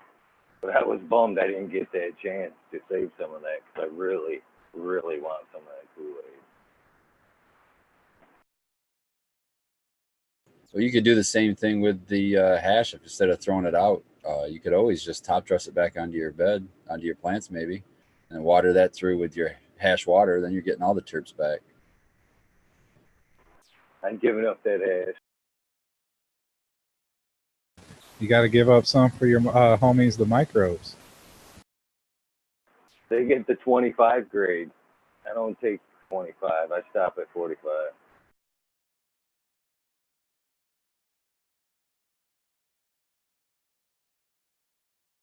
I love that we turned hash water into Kool-Aid, and then stoners try to find a way to turn everything into a way to get them high. Like Kate makes Skittles and all kinds of other shit. Spartan makes cookies and other kinds of edibles. Abolish, and you guys make cookies and other edibles. I love that stuff. Old man's freeze drying stuff. We're just waiting on you to get that rosin press, bro. That's all we're waiting on. How do we turn everything into a way to get us high? I love that about you guys. That's what I like about you guys the most. You always come with marijuana, cannabis. We need to get together. I'd gladly trade some of this beautiful hash for some edibles. I actually have a giant plate of edibles right behind me. I was going to say we need to get something on the calendar, maybe sometime in October for us to all get together. We could do a meetup, maybe at like Vehicle City Social or something. We'll bring some more Kool-Aid and goodies and everything for everyone. The only thing that I have on my calendar for October, I think, is it this Saturday? I think it's this Saturday coming up. Grow Green has their fall expo. I was going to go check them out, probably go pick up some of that Bad Bunny nutrient while I'm there. Yeah, on the 5th. Yeah, I'm trying to make it there too. And where is that located at? It's in Whitmore Lake.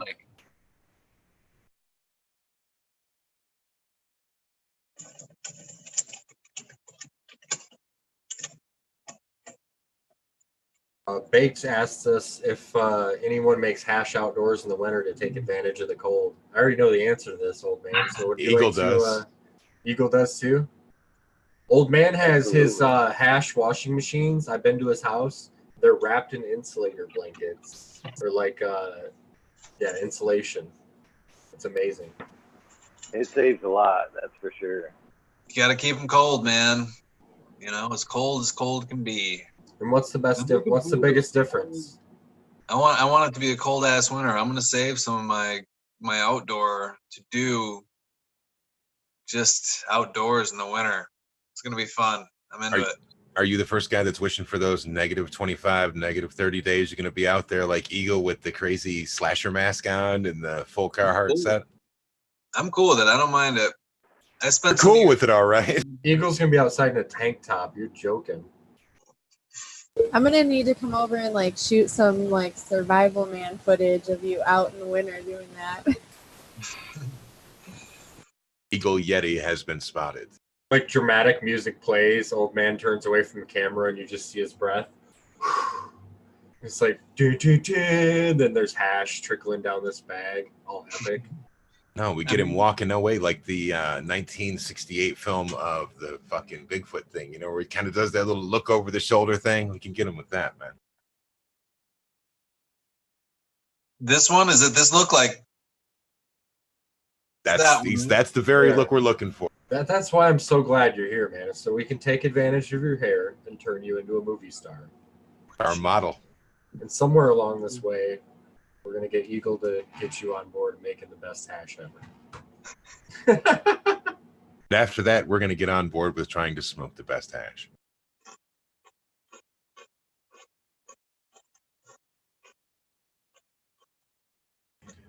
They have a question of what is Grow Green. Big Tone wants to know. Oh. Yeah, and like 2020 said, I'll be the pro joint roller. So here's another king size that rolled during this episode. These are hand rolled with tips and paper and papers. Have you ever used one of those sushi mats? I haven't. I wouldn't even know how to try. That's kind of like the dollar bill method, right? I haven't done that either, but same idea. Man, I know a guy that can roll just quarter-sized joints with one of them things, just perfectly. It's beautiful. I used to use one of those when I was a kid. To play with. They were really cool. Little bamboo things, right? It's like the old leather belt style of rolling machine for like 1950 cigarettes. If anybody ever seen them, you pull them down like that. You got to put the paper in. Same principle. So Sequence, I've been meaning to how's get your in the wood shop and make a giant wood roller. I mean, it's about a foot long where you can just roll like a roller, huge fucking joint. They make a supernatural roller that you can put the raw supernatural papers in and roll like big ass like 12-inch joints with it. But what was that, Spartan? I was going to ask you, how's your build out going in your flower room? You done building everything out? You got any? Just about. So you don't have plants in there yet? No, I did a lot of dad work this weekend, so probably tomorrow going forward, I'll have that finished. I've got all the stuff here, so I just got to do it. What do you think about the PVC? So I have a bunch of 1/2-inch PVC red setter. Should I glue all that? I have the glue. Or should I just press fit it all and just hope? You can glue it. Yeah, dry fit it first. I did dry fit it already, yeah. If there's no leaks, then seal it up, man. Make sure you use unions, though, in between there, because you're going to maybe possibly get something going on in there. You may get some roots, get some buildup. You're going to want to be able to take that apart and clean it. They're expensive, but it's the right way to do it. Oh, you'll see. It's pretty dope. It's pretty dope. So I'll glue it up. I'll start taking pictures of it. I haven't even taken any pictures of the progress yet because I'm a terrible content creator. But I'm really impressed with the development of it, and I had a buddy come down and help me with it, and he sold me on a tool, so I ended up going and buying a DeWalt brushless impact, spending some extra money so I could do some fancy shit too. And yeah, I'm really impressed on the way it's come so far. It's always a bonus when you do a build out is you get to buy like some new kick-ass tool specifically for the job. So it's like a double win. You get a new room and a new toy, new tool. Yeah, but it's like when you work on your car and you got to take 6 stops to AutoZone to find different fucking pieces to do your brakes. That's what I've done on this. Like I accidentally ordered this wrong thing and had to go back to the store and get this fitting, and then realized I forgot that one because I was hitting the vape, and then So it's just driving 10 minutes and 10 minutes. Dude, I have a PVC junkyard. Believe me, there's like multiple big ass Menards bags of just. Oh, believe me, I'm like, oh, these are 75 cents. I'm taking all 4 of them. One of them's the right one. So I got a bunch of shit now. So if you guys need any PVC fittings, let me know. Super Mario. Holla at your boy. Yeah, you clean out one Lowe's on Unions, and then you got to go to Home Depot because it's close by and grab all their Unions. And the next thing you know, you got to go to another Lowe's and next side of start town putting your name on a list because you're taking all the Unions, and then you got to deal with that. When it comes to plumbing, it's just easier to take shit back. You'll save yourself much more time. I did have a lady ask me why I was buying. So I went and bought PVC 3 times in one day, and she was like, "What are you buying all this PVC pipe for?" Putting in a utility sink. Tons of projects. I said, "I'm running water." That's what. She kept asking questions, but I just kept walking. I just tell them grow room. Yeah, it's no big deal anymore. I need some more of these sequence if you got them. Little corner brackets. I have 3-way 1-inch ones. That'll work. Sequence, I do want to say before we get off the topic about the cement, just make sure that you don't overdo it with it. That's all. You might on that first flush, it might be okay. And, but, eventually down the line, you might get a chunk of glue that just comes loose and comes flying down the line, clogs you up, and you might have a problem if you're gone for a couple of days. Clog a pump up or something. Yeah, clog up your like whole manifold or something like that. Word. Well, I remember you told us earlier that you do have the cleanouts and all that stuff. You showed us your parts list, so that's pretty rad, man. I'm really impressed by the way mine's come together. It's not as elaborate as yours. I would need to take another dozen trips to the Home Depot or whatever to do that, but someday I'll get there. When I grow up, I want my garden to look like your garden, Red Setter Farms. Muted, brother. You're muted, but I'm sure what you're saying is really cool. I said that I mean, in all reality, like the hydro setup, the way that it's designed is incredibly simple, and it's basically just a loop around the perimeter of the canopy, and manifolds for drip lines come off of that, and all of the science is behind what pump and what timer I use, which is just a minute-second timer and a pump powerful enough to allow all drip emitters to have the same type of flow.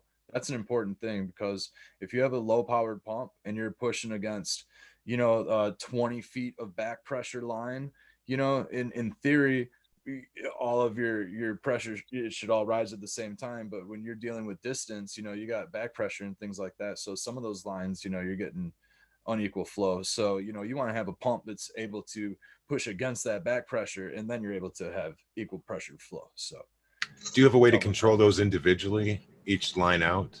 You can get like little valves on. You can either get them like before your manifold, off your 1/2-inch line. You can put a valve on there, and then you'll be able to distribute a certain amount of flow across maybe a few plants. Or you can get little tiny 1/4-inch manifolds that you can put on each 1/4-inch line that goes out to your plants. And if you do it that way, then you're able to dial it down and just drip if you need to, if you're overfeeding, or you're able to like turn it on full blast. The drip emitters that I use have that valve already. So the company's called Mr. Landscaper, I believe. And it has like a wide dispersal that comes off of a stake that goes into your cocoa, into your pot, into your media, and then your water or nutrients or whatever is going to come out in a like 360-degree pattern. It's not a spray, it's a stream. You can actually screw it down and dial that down to like a drip, or maybe a trickle if you want, or something like that, which is kind of nice. And you don't have to get a whole bunch of little 1/4-inch valves. So I like using those. The only thing you have to do is every now and then you got to open them up, let them flow through, and close them back down, because they get, when I was looking for parts for my build out, I found manifolds that are like octobubblers. So they're the manifolds that come out of the risers for your 1/4-inch lines. and those manifolds had adjustments on them for each line. So you didn't have to buy them all separate. It just cost like an extra $1, and you could have adjustments for each line. So I thought that was really cool.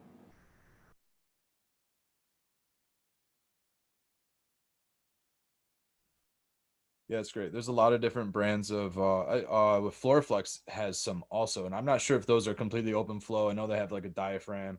Actually, Floraflexes doesn't have a diaphragm. Those have different kinds of I think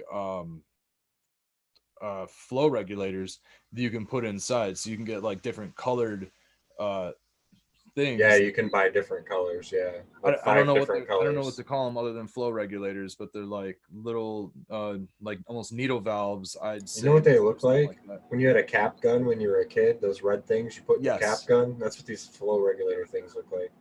Yeah, they look like do a share screen if you can find it. Oh yeah, that's true. I could do that. Those ones.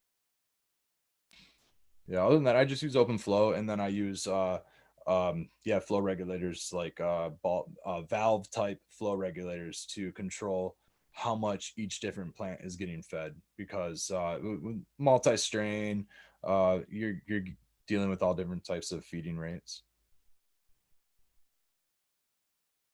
Yeah, the system that they have at work is pretty simple. I mean, it's just, I think it's called Netafim is the company, but it has its own like big water pump, and then you pipe your res to the water pump. The water pump pushes out, and you have PVC coming out the other end.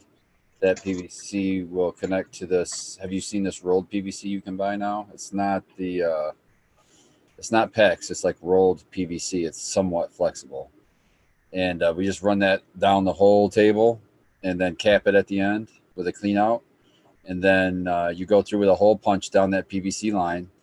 And then you just pop your drip emitters in behind the hole punch, and those drip emitters connect to a little spray head, and those go into the plant. So, I mean, once you get the plumbing done with the hard PVC, the rest of it goes really fast. How do you like that stuff? Does it leak at all, or like how's your cleanup on that? We haven't found any leaks at all yet. I mean, it's been really nice. I just loved how simple it was to work with. I've seen similar techniques used, and I was just curious about the mess or the future possibly wear or anything that it might have, and having to deal with maybe if you're gone for a couple of days and on day one a line pops out or something on you, and then all of a sudden, and that's my scenario, and your scenario is a little bit different because you got somebody probably on your crops at all times, you know what I mean? If a line pops out, somebody's there to easily repair that would be my concern on this. But you might not even deal with that the way yeah, I'd say that so far we've yet to deal with that. I've yet to have one line come off. So that's awesome. And I mean, there's potential in that even on my setup, because mine's like an external, it just fit a little bit differently anyway. So you always have to watch out for that kind of stuff when maintenance and wear. What we had to adjust was we originally set it up to water all three. Each room has 3 tables in it. So we originally set it up to run all 3 tables at once, but then we realized the plants closest to the pump were getting more water than the plants at the end of the lines. So to fix that situation, we just had to basically increase the pressure. So to do that, we just teed everything off. So then we just water 1 table at a time instead of all 3, and it gets all the way to the back. So that's the only kind of challenge we had to work through, was figuring that part out. And if you don't want to figure that part out, you can figure out which one are your heaviest feeders and put those closest to the manifold, and your lightest drinkers at the very end where they're less likely to get water. And they also have ways to shut them off. So you could always shut off the heavy ones and then just water the light ones. And, there's other ways you can go around it too. My pumps are 1,800 gallons per hour to water 6 plants. So is that good? That should work. I do kind of a hybrid of between what Spartan said and what Scobo said is I'll like keep the plants closer to the res that are heavier feeders, and I'll also like use more than 1 drip emitter.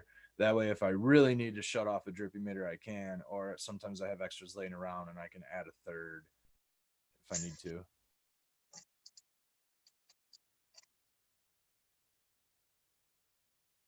Yeah, but once you get those, it'll change your life. You'll be like, yes, why did I ever water the other way? Yeah, I'm so excited, man. I'm like, this is going to free up so much time. I think we timed it one time.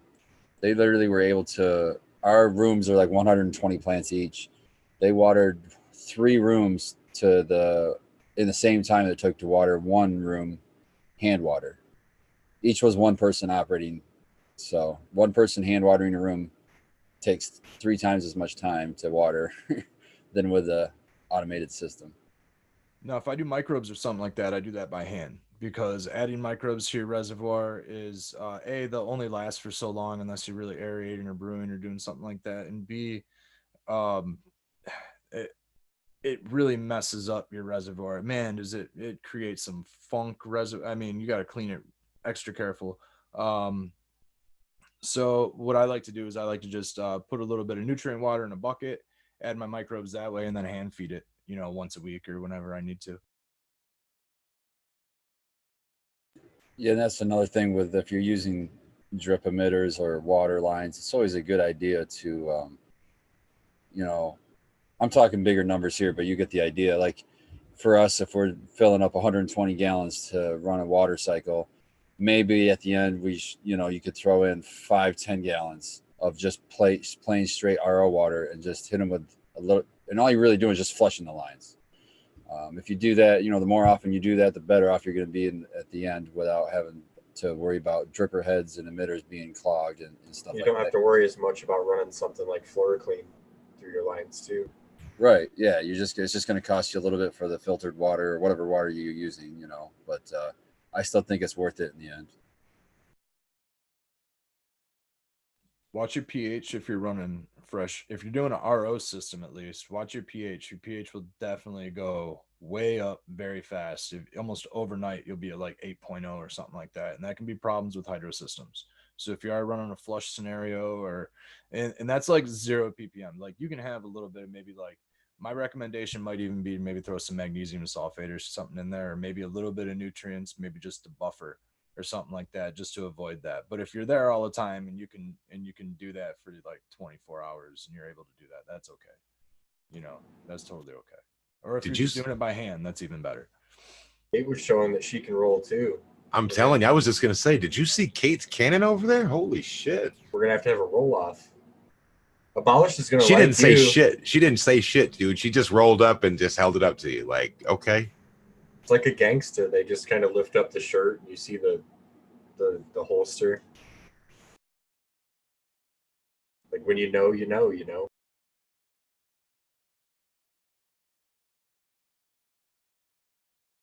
I did want to say about pH. Sometimes with hydro systems, if you're running like, if you need a little bit of added nitrogen, you kind of have to look at this chart. Maybe somebody can pull it up, but there's like a hydro chart that says like what pH range your plants your uptake is better available. So you're going to get better nitrogen uptake if you're running your pH ranges a little bit lower. And this, some lines will actually run a veg and some line and bloom. So you got to use like their veg formula and you got to run that at a certain pH. And then you got to run your bloom formula at a certain pH.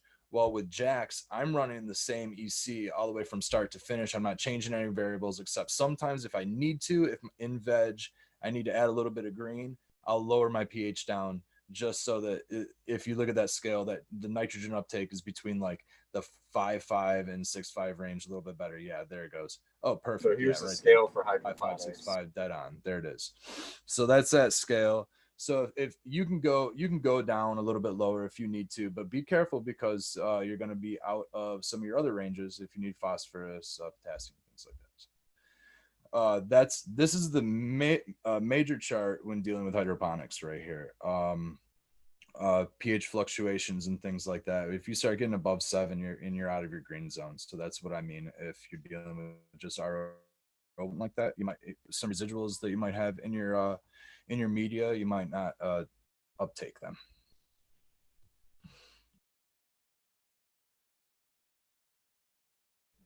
Good chart though. Sequence. Thanks for pulling that up, man.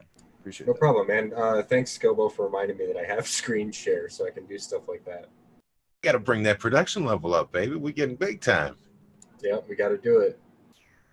Yeah, and that's important to see for some beginners that don't realize, if you just Google that nutrient uptake chart and just look at the first one, you got to remember there's two different ranges for the style that you're growing in. If you're growing in hydroponics, you don't want to go by the soil pH. Soil pH is usually a higher pH than what you want in hydroponics. Do you see that tip game? What did she roll into the tip there? I was gonna say earlier I had to make sure that it would light before I talk shit about it, but it's like a heart.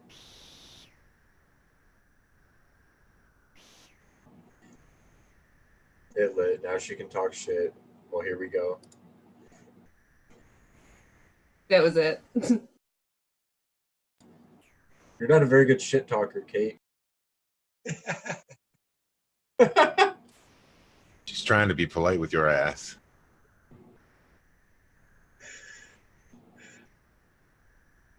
Yeah, no, I am. I'm just new to the group, so I'm trying not to offend anybody yet. Old man's over there just with a big old smile on his face. Trying to think of who I can poke fun at that would get the most offended, but I can't think of anybody, so I guess you're clear. Nah, I had a cat get on me, and it's huge, and it's like, oh God, this thing. Look at this thing. It's crazy. That's a full-size cat. Man's never seen an adult cat before. Leave him alone. Every time I smoke, though, this cat gets right up in my face. You know what I mean? That cat's hip. He said, "Cut me in or cut it out." Wants to eat your leaves. Has your cat ever eaten your fan leaves or anything like that? My dog loves that shit. No, mine's shitting my plant holes though. When I dig them, that's not very cool. I usually get that out of there. Usually, he says. Box, you know. So since you said usually, have you noticed any difference to your plant growth? This is a cannabis show. Oddly enough, the one that he shit in was the one I just pulled because of powdery shit dew. Might have been that. Might have been that. So that goes for the listeners out there. Don't let your cats shit in your plant holes. You might get powdery mildew. I had a light company get a hold of me. I think it was Friday, talking about their product. They're supposed to get back with me tomorrow. A company called No Powdery Mildew LED. And what they're telling me is you can, they have a product that is, I believe it's 2 inches by 4 foot strips, and it covers a 4 by 6 footprint that you can run alongside your normal lights that kills off powdery mildew. It's guaranteed to kill off powdery mildew in its footprint. So I thought that was pretty neat. I'm looking forward to speaking further with him tomorrow. Yeah, definitely. I'm curious about it. Is it a fluorescent, like a T5 tube kind of thing, like UV is? Something like that. I know it's a strip of LEDs, you know, 4 foot I've long. seen that before, yeah. Yeah, we talked about that in the last show. The clean lights out there right now, it's a UV, I don't know, C light or something like that, but that's super dangerous too. To like, you have to wear glasses. He said and it gloves was far red. Okay. That's what he said it was. Greater than 800 far red. Well, as long as it's not UV, far red might be beneficial. To Greater than 800 is high. I know that we do 660 and 720, I think, for cannabis. Wouldn't they run in a far red like that be similar to the up and sleep lights they run? They sell a little red light or LED to help put the plants to sleep and wake them up. Yeah, that's what I mean. Those far reds are at 660 nanometers and 720 nanometers. So the one you're talking about is 800 plus. So I'm wondering, I don't know what the spectrum is off the top of my head, but where that goes exactly. Be nice if you could. Sounds cool. Excited to learn more about that. Multi-purpose it like that. Especially if you could rig it up outdoors somewhere, that'd be pretty awesome. For those big plants at this time of year with all this damn rain and the cold nights, it's just breathing powdery mildew like crazy. What's everybody doing? Just watching them? Looking at them? Hoping? Yeah, I just pretty much gave up. I'm just gonna see whatever. Just let them get the shit kicked out of them. I go out there every day and pull off the dead leaves, like the brown leaves, so they don't die in there. That's about it. Did they break down any of the science for you, Eagle, why that far red works? Like, I've heard about the UV working and burning it all up. I'm super curious on that now. You got my brain going crazy. He did get into a little bit, but unfortunately I was busy at the time and just wanted to catch the phone call and make the contact. So I'm looking forward to sitting down with him tomorrow and having a better call. I wouldn't be surprised if they're watching today. I'm really interested because Spartan made a really good point about how if you could rig that up for outdoors, man, I mean, it could be a crop saver. I don't see why you couldn't. As long as the light's hitting it, indoors, outdoors, you'd think the same thing.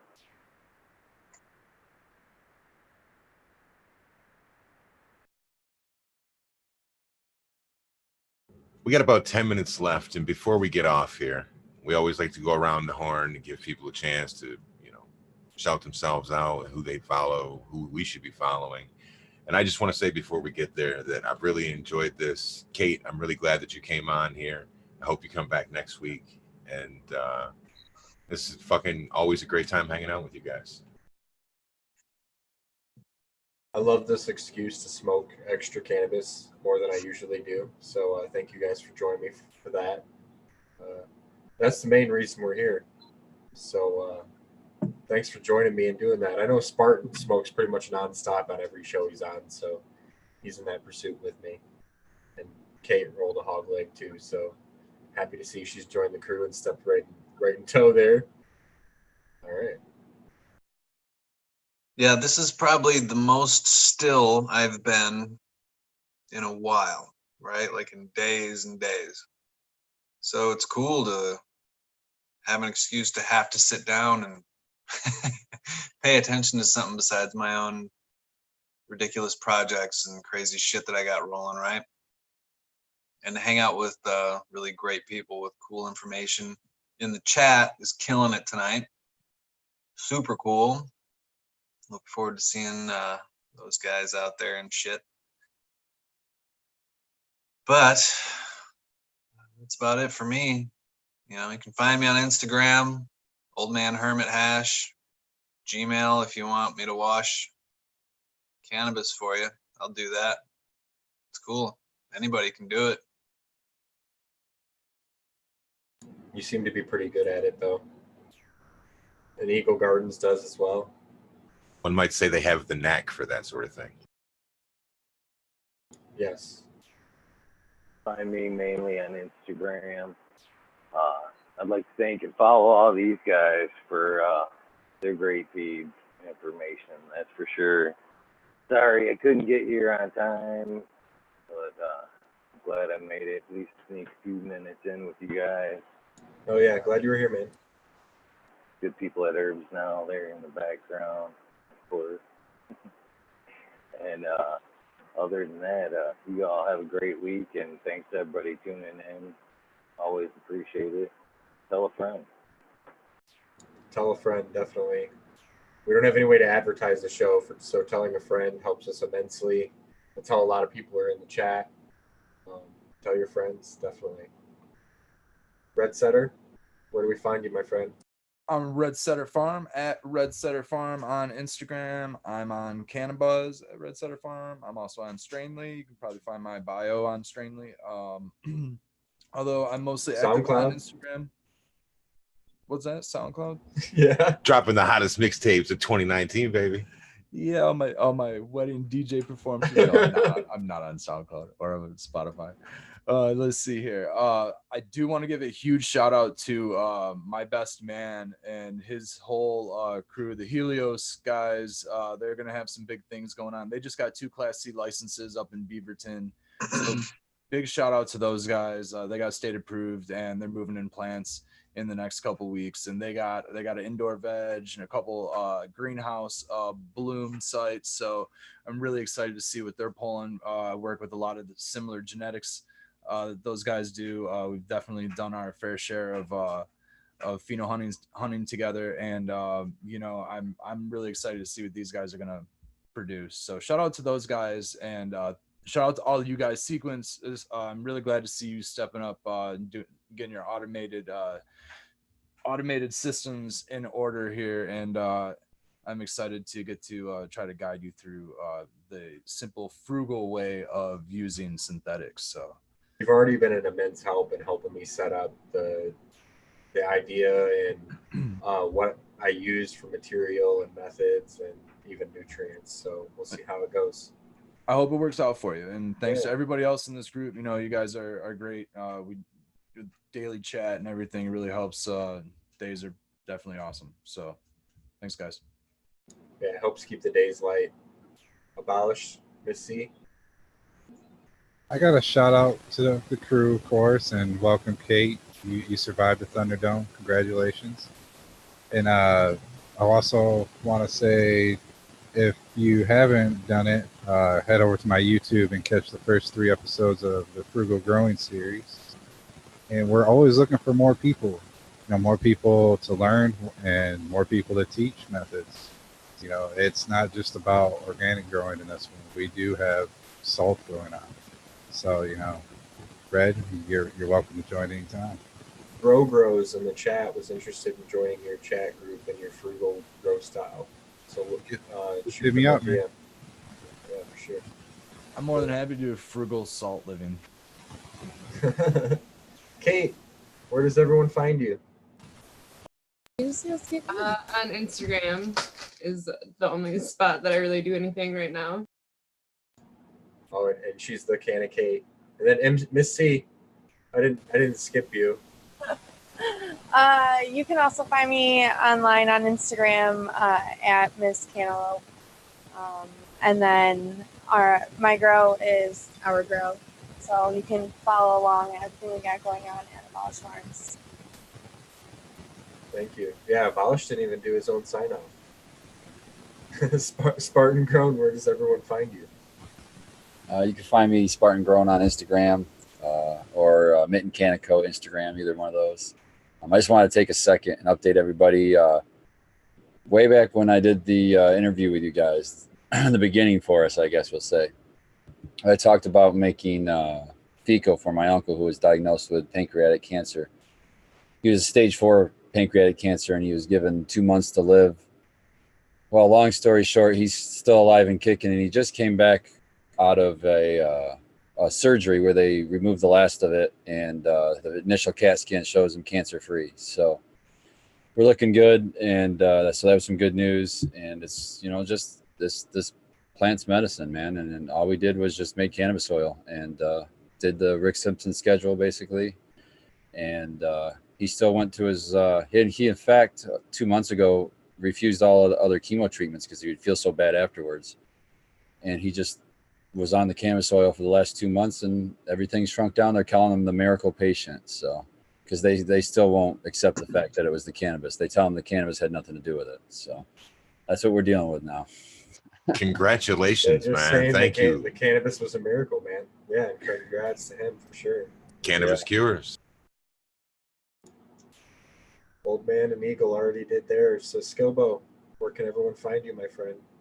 You can find me on Instagram at Skilbo1, or also on our regular channel, which is Michigan Bros Grow Show on Instagram as well. We really appreciate everybody coming out tonight. It's always a blast. And yeah, Sunday nights, man. Always a good time with y'all. Yeah. Thanks again for watching. You can find me at sequence_MI. And have a good night.